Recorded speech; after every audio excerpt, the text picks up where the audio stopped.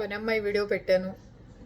సంజీవిని గారు ఎవరో పెట్టారు. ఇలా సంగతి మీరందరూ ఏమనుకుంటున్నారు, పని మానేస్తే కట్ చేయొచ్చా లేదని అందరూ స్పందనలు చెప్పారు.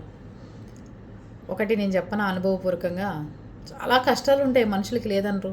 నా ఇంట్లో అన్ని ఊళ్ళలో అన్ని మంది పని చేస్తున్నారు, కాదని అన్నా. వాళ్ళకి డబ్బులు అడ్వాన్స్ ఇస్తే మన ఇంట్లో పని చెయ్యరు.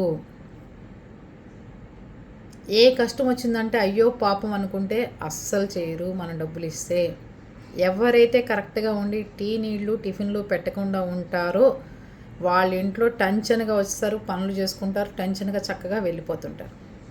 నువ్వు కూర్చోబెట్టి టీ ఇచ్చి టిఫిన్ పెట్టి నీ ఇంట్లో ఏంటి సమస్య, నీ కొడుకు ఏంటి ఇబ్బందా, నీ మొగుడికి ఏమైనా ఇబ్బందా, నీకు ఏమైనా ఆయింట్మెంట్ కొనిపెట్టాలా, మందులు కొనిపెట్టాలా, చీరలు కొనిపెట్టాలా అన్న వాళ్ళకి ఏకుమేకే కూర్చుంటున్నారు. అందుకని ఎవరిని ఎక్కడ ఉంచాలో అక్కడ ఉంచి కరెక్ట్గా మన పనులు చేయించుకుని పంపించేయాలి. ఇలా బాగా చూసిన వాళ్ళకి ఇలాగే ఆబ్సెంట్లు పెట్టడం, ఇలాగే పనులు ఎగ్గొట్టడం, ఇలాగే చేస్తుంటారు.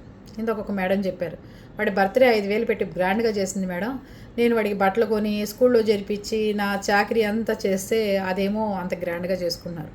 వాళ్ళ దగ్గర డబ్బులు లేకుండా ఏం లేవండి, అందరి దగ్గర డబ్బులు బ్రహ్మాండంగా ఉన్నాయి. అర్థమైందా? పనులు చేయించుకోవడం, పంపించడం. ఇంకా జీతాలు కట్ చేయడం అంటారా? ఒక రోజు ఎక్కువ వచ్చిన రోజున, మనుషులు ఎక్కువ పడ్డ రోజు మనమే డబ్బులు ఇస్తాం. ఒళ్ళు కొవ్వెక్కి మానేసినప్పుడు మాత్రం జీతం ఖచ్చితంగా కట్ చేయాలి. ఇబ్బందులు వచ్చి ఒంట్లో బాగుండక, లేకపోతే హస్బెండ్ పరిస్థితితో, లేకపోతే ఎక్కడికన్నా 2 రోజులు ఊరు వెళ్ళినప్పుడు మాత్రం కట్ చేయాల్సిన అవసరం లేదు. కానీ కొంతమంది కావాలని ఇవిడికి సెలవు పెట్టాలి, ఇవిడి తిక్క కుదర్చాలని పని వాళ్ళే డిసైడ్ అయిపోయి చేస్తుంటారు. అలాంటి వాళ్ళకి కట్ చేసామనుకోండి, నోరు ముసు కూర్చుంటారు. అర్థమైందా? వాళ్ళు మనలాంటి మనుషులే అని మనం కూడా భావిస్తాం, కానీ వాళ్ళు మన ఓనర్లే అని భావించట్లేదు. ఏమో కాకపోతే ఇంకో ఆమె అనుకుంటున్నారు.